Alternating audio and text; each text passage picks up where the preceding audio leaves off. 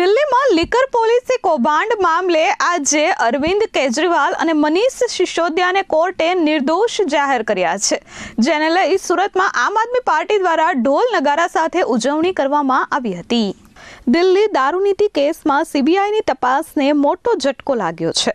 Rouse avenue કોર્ટે અરવિંદ કેજરીવાલ, મનીષ સિસોદિયા અને તેની સાથેના 23 આરોપીઓને નિર્દોષ જાહેર કરતા કહ્યું હતું કે ચાર્જશીટમાં લગાવવામાં આવેલા આરોપો સાબિત કરવા માટે પૂરતા પુરાવા નથી।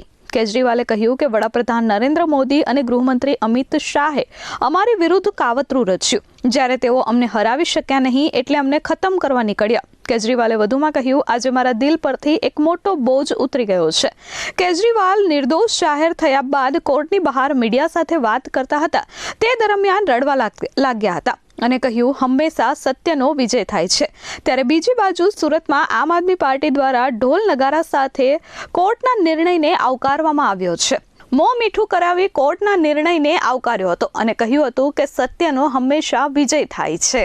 આમ આદમી પાર્ટીના નેતાઓને આમ આદમી પાર્ટીને બદનામ કરવાના આશય સાથે ભારતીય જનતા પાર્ટીની કેન્દ્ર સરકારે સીબીઆઈ અને ઈડીનો દુરુપયોગ કરીને જે રીતે દિલ્હીના અમારા પૂર્વ મુખ્યમંત્રી અને અમારા રાષ્ટ્રીય સંયોજક માનનીય શ્રી અરવિંદ કેજરીવાલજી, મનીષ સિસોદિયાજીને જે રીતે શરાબ ગોટાળા કરીને જે રીતે બદનામ કરવાના આશય સાથે એમના ઉપર આરોપ લગાવી જેલમાં નાખવામાં આવ્યા, એ તમામ આરોપો બાબતમાં કોઈ પણ પુરાવા મળ્યા નહીં। દિલ્હીની રાઉઝ એવન્યુ કોર્ટે આજે બહુ સ્પષ્ટ રૂપે સ્ટેટમેન્ટ આપી અને અમારા નેતાઓને, તમામ આગેવાનોને નિર્દોષ જાહેર કરી દીધા અને સીબીઆઈને પણ ફટકાર લગાડી, ઈડીને પણ ફટકાર લગાડીને એમ કીધું કે તમે લોકોએ રાજનૈતિક ષડયંત્રનો ભાગ ભજવ્યો છે, તમારા ઉપર પણ કાર્યવાહી થશે।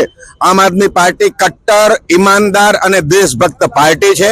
આમ આદમી પાર્ટી આ દેશના ઇતિહાસમાં પહેલી વખત સામાન્ય માણસોના કામ કરવા માટે આવી છે।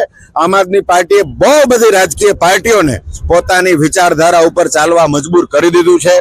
બની બેઠેલા તમામ રાજનેતાઓને આમ આદમી પાર્ટી ખટકે છે।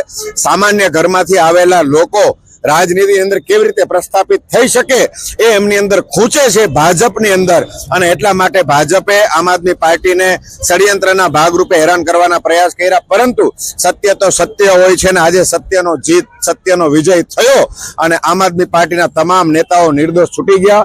આ દેશના તમામ દેશભક્ત નાગરિકોને, આમ આદમી પાર્ટીના તમામ સંનિષ્ઠ આગેવાનો, ક્રાંતિકારી કાર્યકર્તાઓને આમ આદમી પાર્ટી તરફથી હાર્દિક અભિનંદન। આપણે જે રાહ 2012માં શરૂ કરી એ રાહ ઉપર આમ આદમી પાર્ટી આગળ વધી રહી છે અને વધતી રહેશે। લોકોના કામ કરવા માટે, જનહિતની રાજનીતિ કરવા માટે આમ આદમી પાર્ટી આવી છે અને આ જ રાજનીતિને આમ આદમી પાર્ટી આગળ ધપાવશે। જય હિન્દ, જય ગરવી Gujarat. Bureau report S24 news, Surat.